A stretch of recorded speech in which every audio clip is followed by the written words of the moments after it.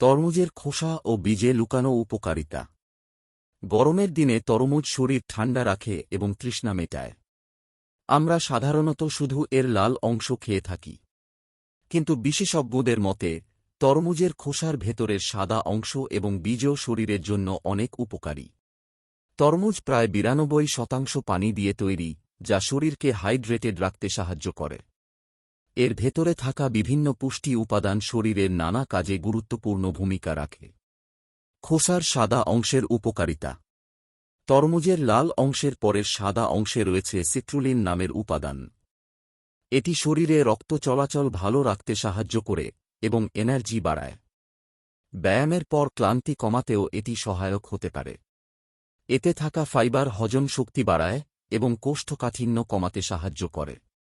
Vitamin C রোগ প্রতিরোধ ক্ষমতা বাড়ায়, আর ভিটামিন এ ও সি ত্বক ভালো রাখতে সহায়তা করে।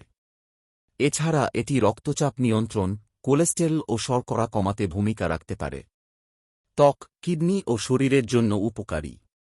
তরমুজ শরীর থেকে অতিরিক্ত পানি ও বর্জ্য বের করতে সাহায্য করে, যা কিডনির জন্য ভালো।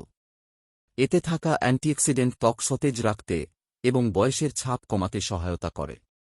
এছাড়া লাইকোপেন ও অন্যান্য উপাদান শরীরে জ্বালাপোড়া কমাতে এবং শরীরকে সতেজ রাখতে সাহায্য করে। ওজন নিয়ন্ত্রণে সহায়ক।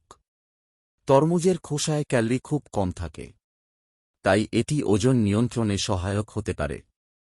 নিয়মিত খেলে বিপাকক্রিয়াও উন্নত হয়। খেতে পারেন বীজও।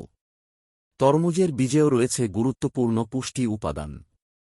এতে ফাইবার, ম্যাগনেসিয়াম ও ফোলেট থাকে, যা হার্ট ভালো রাখতে সাহায্য করে এবং খারাপ কোলেস্টেরল কমাতে ভূমিকা রাখে। কিভাবে খাবেন তরমুজের খোসা ও বীজ? তরমুজের সাদা অংশ ছোট টুকরা করে কেটে কাঁচা সালাদ হিসেবে খাওয়া যায়।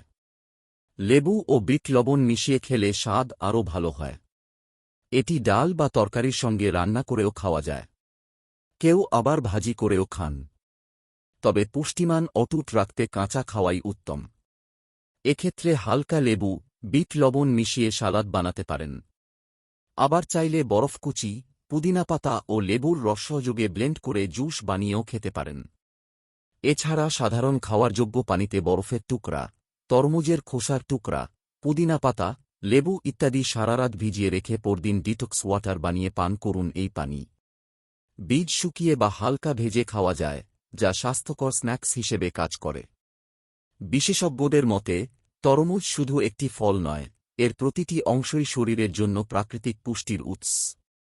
নিয়মিত ইসলামিক এবং স্বাস্থ্য বিষয়ক ভিডিও পেতে লাইক, কমেন্ট, ফলো এবং চ্যানেলটি সাবস্ক্রাইব করে পাশে থাকবেন।